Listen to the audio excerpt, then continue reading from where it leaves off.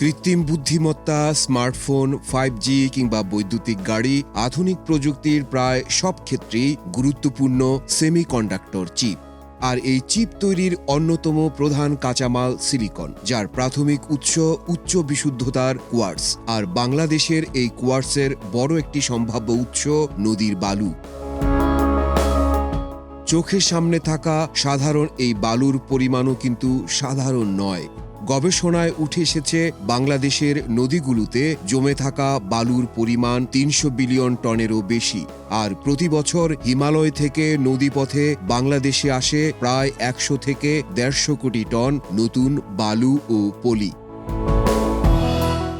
ব্রহ্মপুত্র, যমুনা, পদ্মা, তিস্তা থেকে শুরু করে পুরাতন ব্রহ্মপুত্র, মেঘনা, শীতলক্ষ্যা ও ফেনী, মুহুরী প্রধান নদীগুলোর বালুতে রয়েছে বিভিন্ন ধরনের খনিজের উপস্থিতি।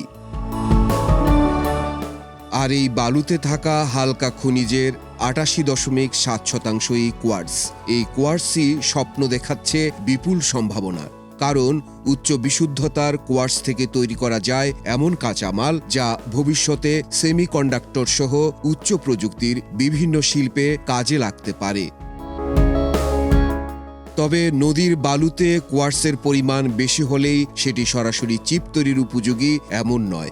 সেমিকন্ডাক্টর শিল্পের জন্য প্রয়োজন অত্যন্ত উচ্চ বিশুদ্ধতার উপাদান, যার মাত্রা হতে পারে 99.99 থেকে 99.997%। পাশাপাশি আয়রন, অ্যালুমিনিয়াম, টাইটানিয়াম সহ বিভিন্ন অমিশ্রণও অত্যন্ত নিম্নমাত্রায় নিয়ন্ত্রণ করতে হয়। অর্থাৎ বাংলাদেশের নদীর বালু এখনই সেমিকন্ডাক্টর চিপের কাঁচামাল এমন দাবি করার সুযোগ নেই। তবে বিপুল পরিমাণ কোয়ার্টজ সমৃদ্ধ এই সম্পদকে পরিশোধন করে উচ্চ মূল্যের কাঁচামালে রূপ দেওয়া সম্ভব কিনা সে বিষয়ে নিশ্চিত হতে প্রয়োজন আরও গবেষণা।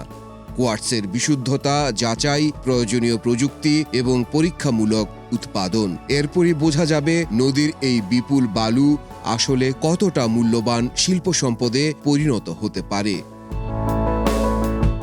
বাংলাদেশের নদীতে প্রতি বছর কোটি কোটি টন বালু এসে জমা হচ্ছে।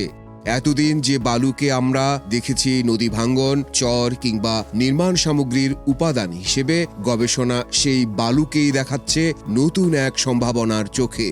হয়তো এই বালুর ভেতরেই লুকিয়ে আছে বাংলাদেশের ভবিষ্যৎ প্রযুক্তি অর্থনীতির একটি নতুন দরজা।